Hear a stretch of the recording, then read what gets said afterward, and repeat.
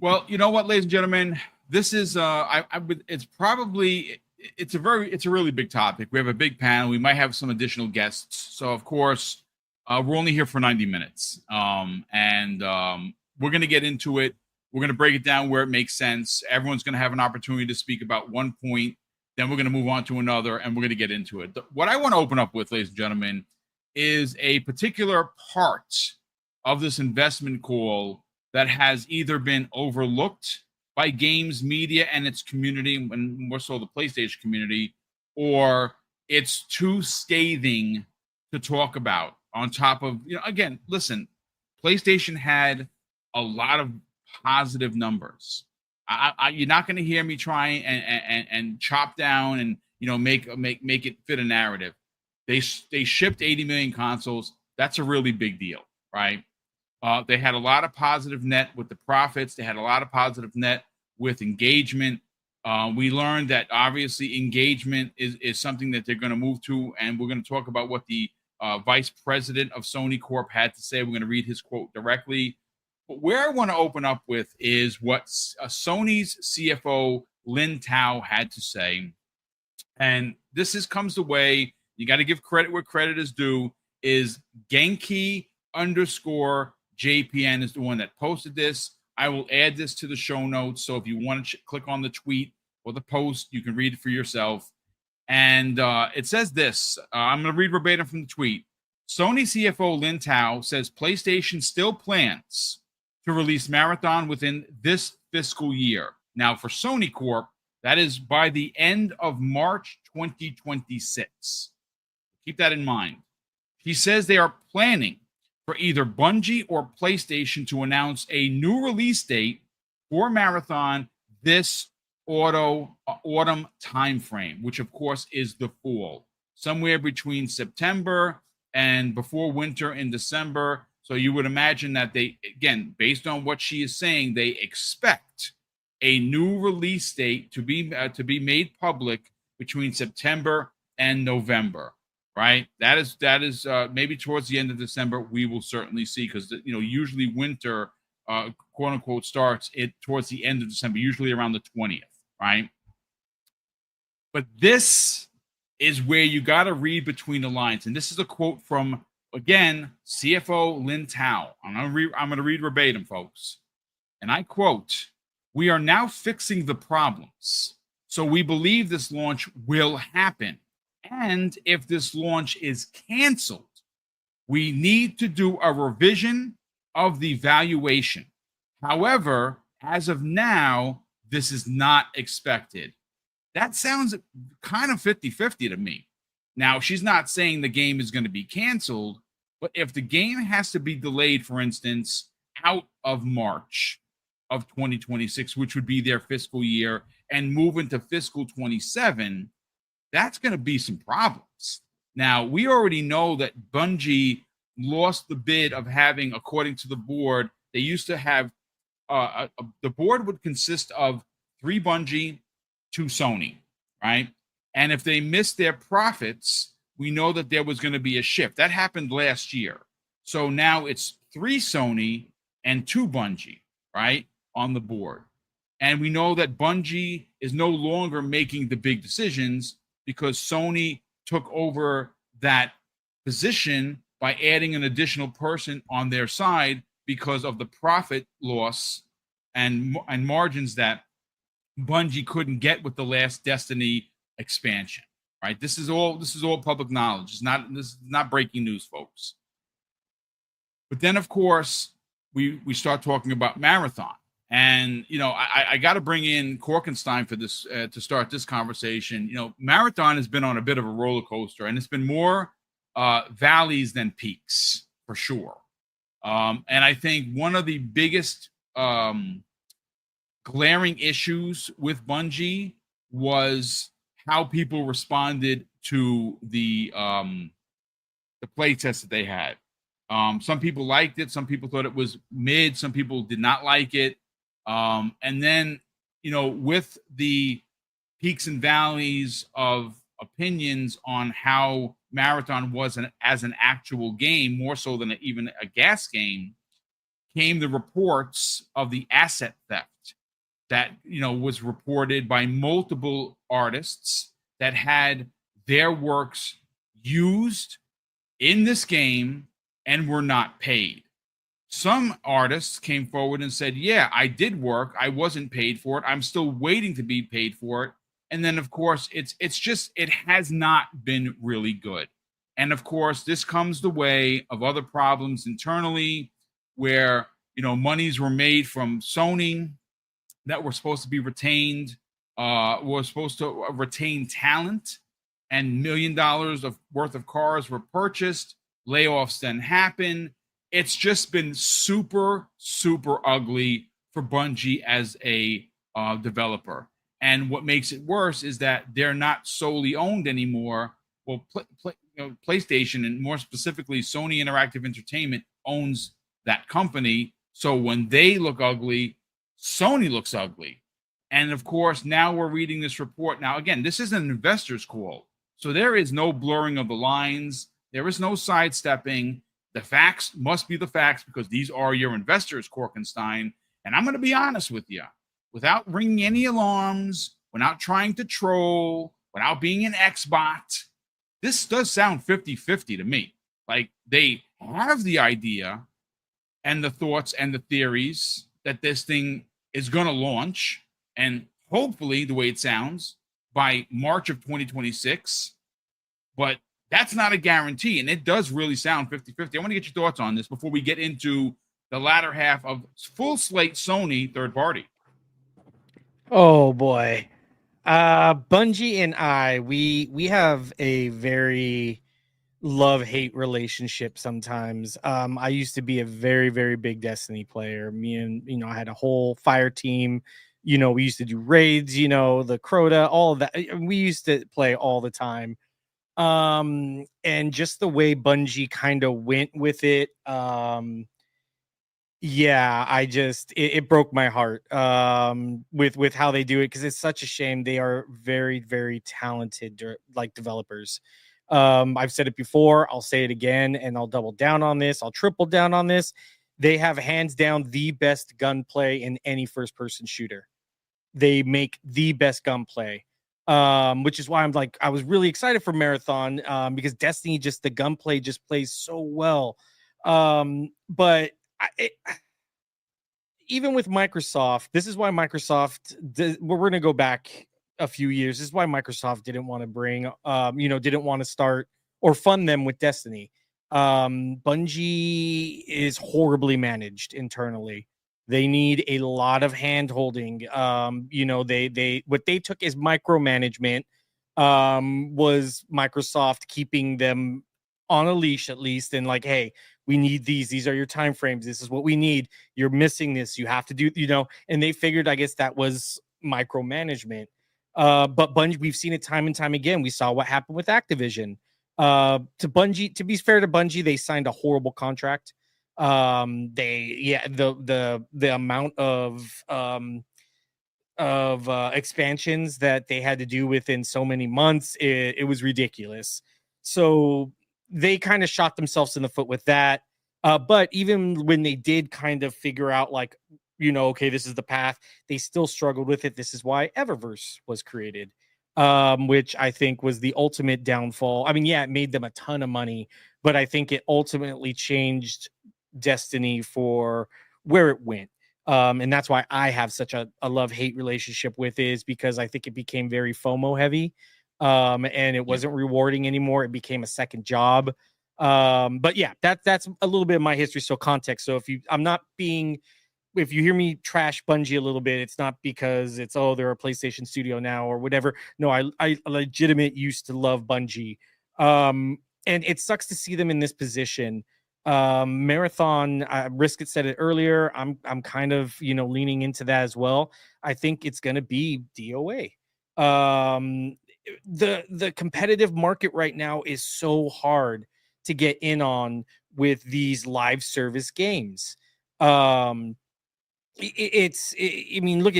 a game that just came out, hands down a superior version of Sea of Thieves that nobody's ever heard of, and it's called Wildgate. And it's an absolutely amazing live service game in space where you fly around. It has PvP. It's insanely fun, but nobody's ever heard of it because they have a premium entry price.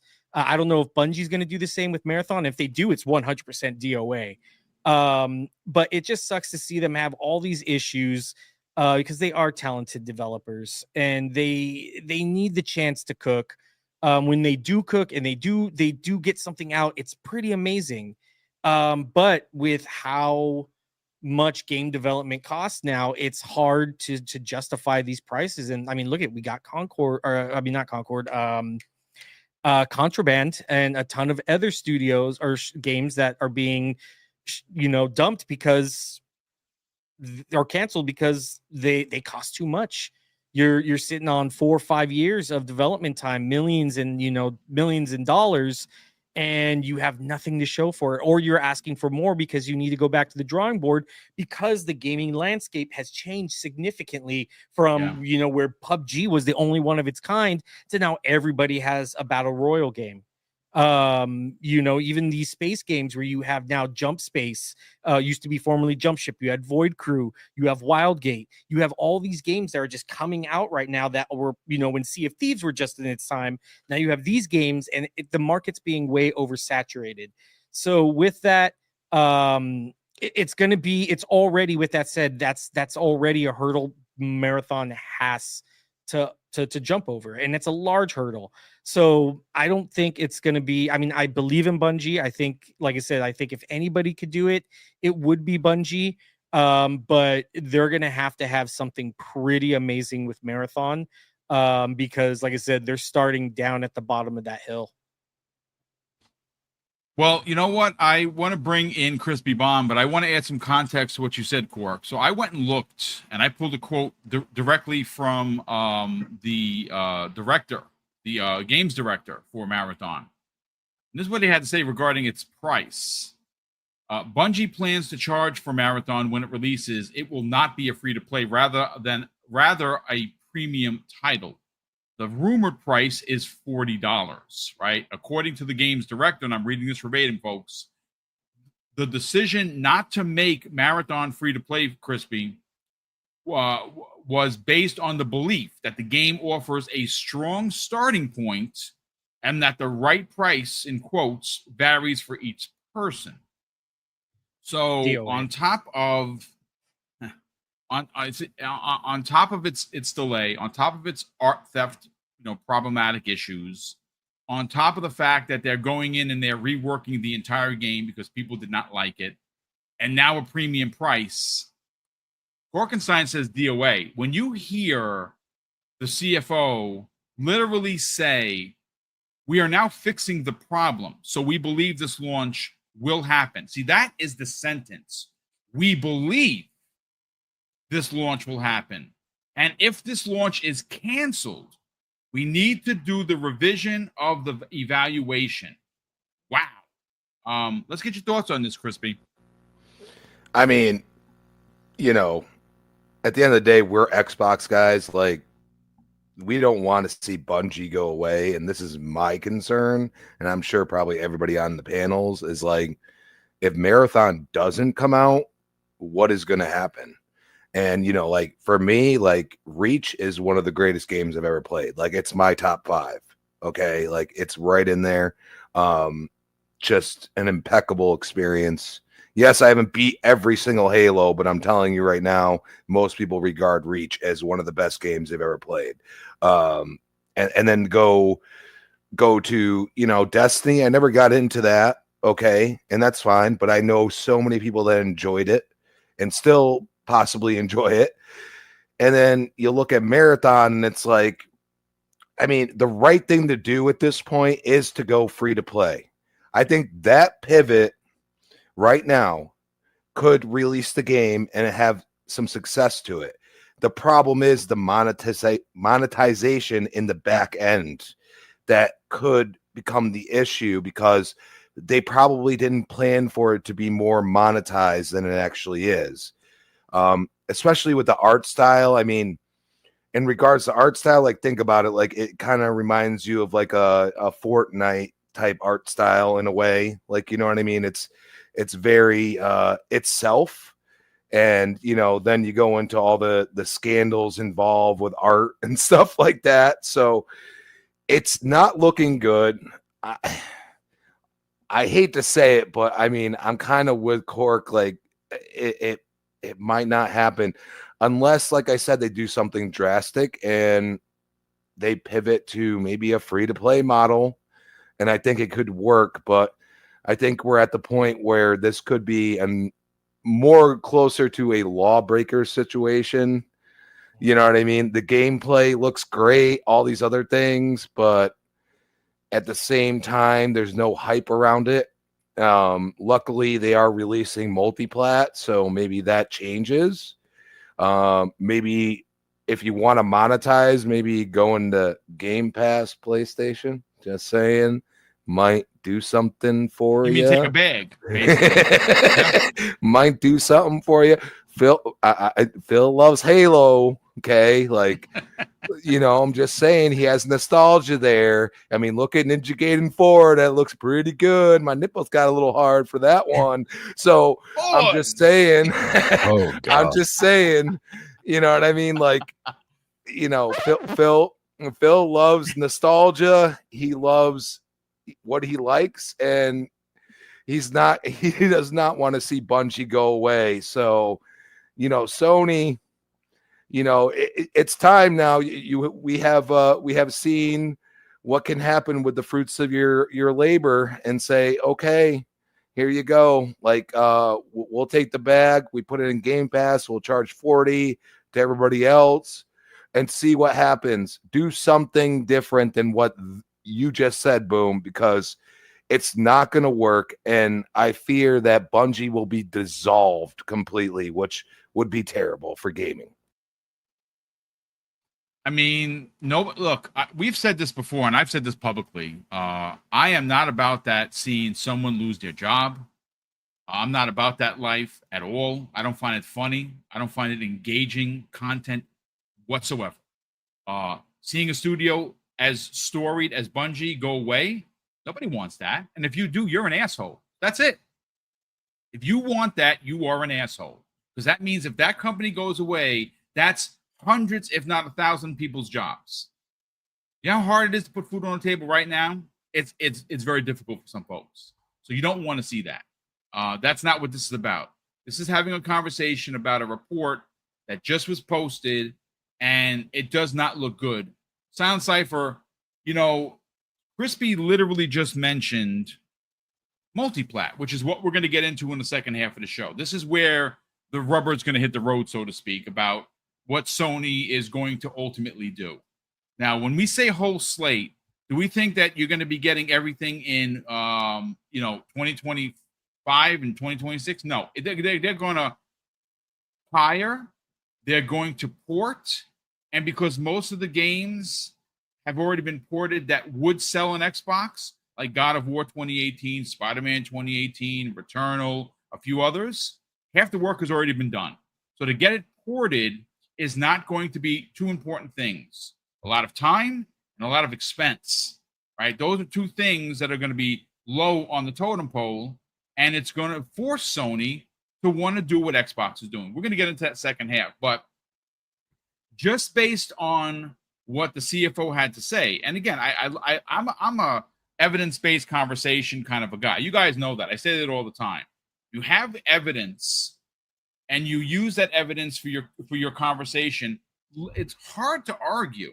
You can argue schematics, and you can argue points of view and opinions and where your heart lands on when it comes to Sony versus Xbox. That's all fine and great. But the truth of the matter is that the problematic lines from the CFO, which is Lin Tao of PlayStation, we are fixing the problems now. So the problems have been addressed. If there are problems with this game, we all know it. They've reported it. It's not something we've talked about for the first time. But it's the second line that leaves a lot to be desired and could fall on either side of the coin. This is literally a flip of the coin. We believe this launch will happen. And if this launch is canceled, which is adding doubt to the conversation to the investors, we need to do a revision of the valuation, which means that this game would be canceled. Now, I'm not saying that that's what's going to happen. I'm reading verbatim. I think that there, personally, this is an uphill battle for Bungie, and because of the current turmoil with management, I don't know if they can get there. Let's get your thoughts, man. You know, this brings us right back to the situation with Concord. Brings me literally right back to what I said then. Is like, if you're going to try and charge for this thing, you're done. Yep. You're DOA, and it is what it is. Like, when they said that they had to go in and they were planning on reworking this thing a month ago or whenever it was originally, when they're like, hey, we're pushing this back, I was like, okay, that's cool. But given everything that they were telling us, it sounded like they were talking like a year or a year plus worth of work that they were going to possibly be doing on this thing so they could rework it. So the idea that this thing would be coming out soon and it's going to be in a good state and you're also going to charge for it, it feels like the writing's on the wall. Honestly feels like at this point they've looked at it and they've said, okay, throw band-aids on what we can, make it so it's functional, so it can at least limp out the gate. But they're not doing any service. It's like they're literally being like, okay, we want you to run around the track, and as they're going to come out of the gate, they're going to shoot their kneecaps. Like, if you're going to price this thing, it's dead. It's not being given the opportunity. And I'm sure that they looked at the money on it and they said, okay, if we push this back, how much money are we going to lose in the process of having to spend more like on development time for this thing? And so, I mean, we've seen it before. We saw it with Redfall, right? Is like the feedback on it was not super great going into release. Everyone was like, gee, you should push this back. And some bean counter in the back was like, you know what, though, we'd have to spend X amount of money if we kick it back further. And they're like, no, we just got to get this thing out. And just like Concord, this is running around that exact same path. Like, you're going to kick this thing out. It's going to get panned. And I hope that's not the case, but all signs point right to what we've literally just seen with Concord, what we saw happen with like Redfall. Granted, that was an actual purchase situation or free on Game Pass. It's like, I don't want to see Bungie suffer like this. As you guys talked about, they got a raw deal with this whole thing in the first place. Now, granted, they were able to say, we want to keep all of our games third party. They were able to kind of negotiate some things, which was cool. But Bungie today is not the Bungie that I grew up with, that you grew up with. It's not the Bungie at their highest strength. Destiny was never really my thing. I tried over and over to get into it, and it just felt like a very empty world with great shooting. Like Korkenstein mentioned, like the shooting was great. But as far as actual like content and stuff, I just never got involved into it. Old Bungie was where it was at for me, and I wish we could get back to that point. And it's sad to see them fall from grace the way that they have over the years. Sadly, it's kind of a roll of the dice the way it worked out for them. I feel like this acquisition, Sony may have thought that it was really good for them, and maybe Bungie thought the same thing. And maybe the guy who decided he needed to buy a bunch of cars instead of actually focusing on things, like, who knows? Maybe some people focused on some other things that they shouldn't have instead of actually getting a game out the gate. Maybe they could have done something a little different. Maybe there should have been some supervision. We've seen that on Xbox's side too. Oh, Perfect Dark. We look at this thing and it looks like it's doing great. They're telling us it looks great. We go over to visit them. Turns out the game's barely even built. There's not even a lot. Yeah, that game was that was a scale bound situation all over again. Yeah. So when we see stuff like that, it's, this could have been different. This could have probably been a better situation. And unfortunately, there's multiple points of failure across the start to finish. Yeah. Long story short, if you're charging $40 at gate, this thing's going to be done within, I would say, 6 months at most. I never imagined Concord would be done within a week. I would imagine this might stick around for a minute, but I don't see it lasting long term at all. It's a good point of view. Again, it wasn't even a point of contention until it was Korkenstein made mention of it, that if this is a paid for game rather than a free to play, it's DOA. I didn't even consider that, to be honest with you. But Fuzzy, let's get your thoughts, and then we're going to bring Paris Lily in to open up the second half of the show and talk about this new report and what the vice president basically confirmed that Hiroki Totoki had confirmed at multiple interviews before, and of course reconfirms the job posting from 2 weeks ago. Let's get your thoughts on Marathon. Again, just based on what she is saying, it doesn't sound like they have the best confidence in this game actually making its way out. Yeah, and we kind of noticed that when they silently delayed it till September or something in that window, like they missed their marketing push. We knew, I wouldn't say this game was doomed, but we knew it definitely needed to be reevaluated. With the CFO making the comments that she did, I'm not here to celebrate Bungie going away, but some of the top people there probably, sow their own bed kind of thing. So they've kind of got a stew in it for whatever the results are. And it looks like it's going to be kind of what I had said before, where Bungie winds up being absorbed as just a standard PlayStation studio. That might be for the best. I mean, not knocking Bungie's track record, but they bounced from Microsoft to Activision to, Sony. I mean, who knew that Sony would be that killer that they are in that regard? But it was more so the leadership that kind of, ruined things as far as after that acquisition. So hopefully they can find a way to release Marathon and get it in enough people's hands and have a community that's willing to stick with it. But considering how well Arc Raiders did around the same time with its beta, considering how well Battlefield 6 is doing right now with its beta, not that, these are one for one the same genre or even the same type of game. I mean, Arc Raiders being an extraction shooter is more on par with it, but Bungie probably should have figured out a way to do or incorporate more PvE into this, or make it not really into a Destiny 3, but that would have been, I think, a more solid plan long term. Extraction shooters, if you're a fan of The Division, that's about the most successful one, and I stand by that being called an extraction shooter because that's what the Dark Zone was based on. And if you look at Escape from Tarkov, it has a loyal following, but it's still a small group in comparison. Now, it's a pretty consistent group for the first few weeks after a reset or a wipe or whatever they call it, but it's not a genre that Bungie should have really tackled without having something to fall back on, which they're good when it comes to looter shooters and basically a PvE environment.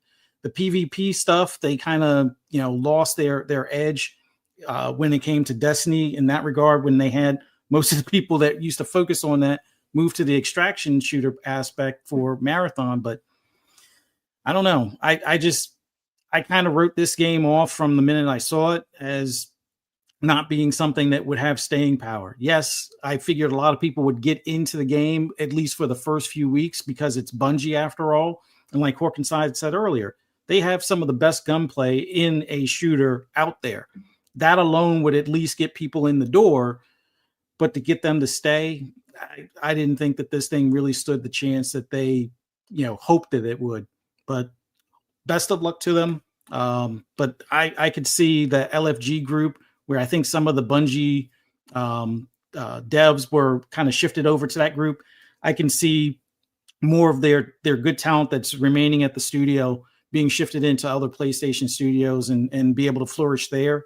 Bungie, as we formerly knew it, I really, unless they can pull a rabbit out of the hat with a Destiny 3 surprise kind of thing, I don't think Bungie exists in 2026.